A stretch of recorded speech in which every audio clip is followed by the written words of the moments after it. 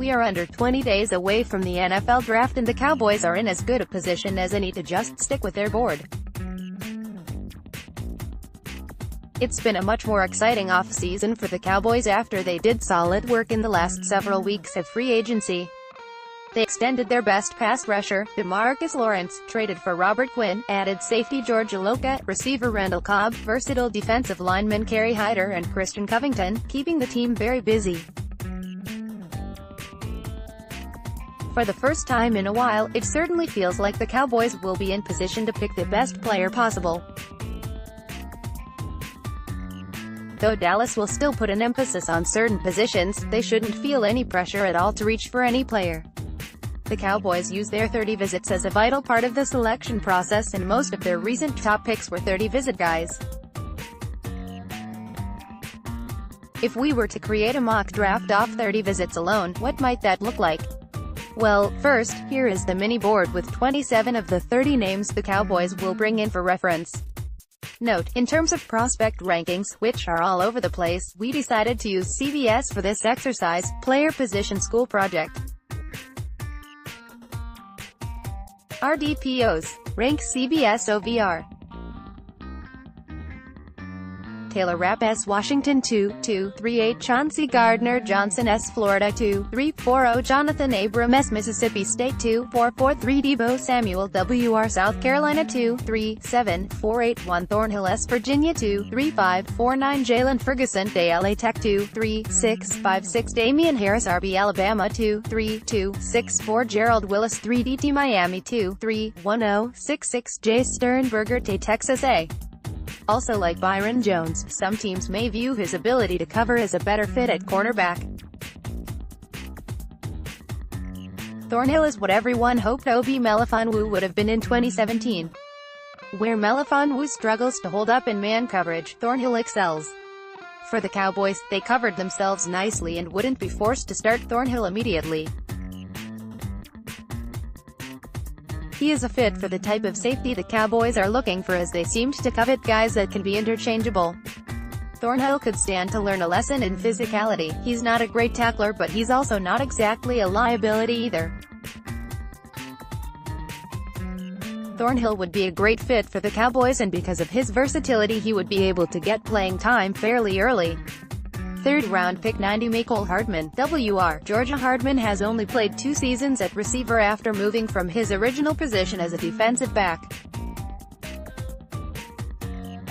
There was a reason for the move. Hardman is on the fast track to becoming a playmaking threat at the next level. His quickness and overall speed is on a different level.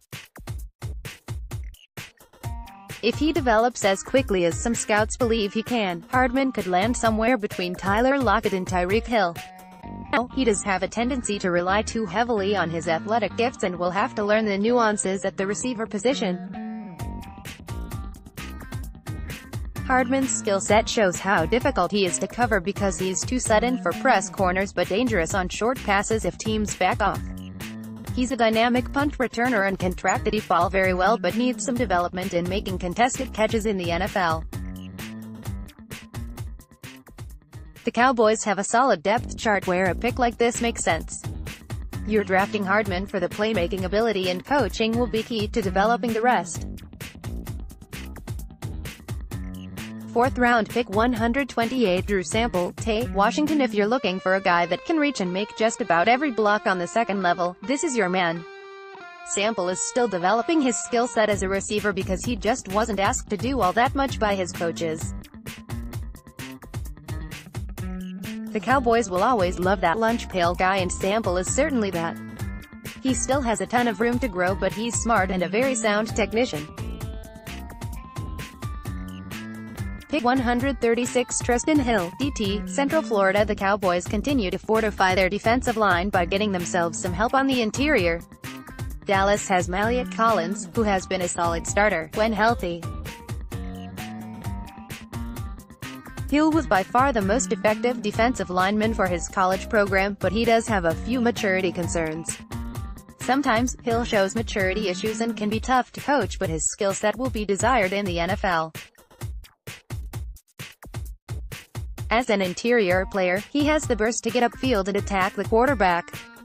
Hill is very much a twitch style of player that Rod Marinelli likes to have, and he hustles to the ball carrier. If the Cowboys can find a way to get him to reach his potential, Hill will turn into a great pick. 5th round pick 165 Mike Weber, RB, Ohio State. Everyone knows that Ezekiel Elliott runs the show in Dallas, but the team really could use another guy behind him as Rod Smith struggled last season. Weber's best strength is his vision as a runner, and though he's not going to create his own rushing lanes, he knows how to hit the hole and finish. Weber's instincts and smoothness as a runner will be what gets him drafted.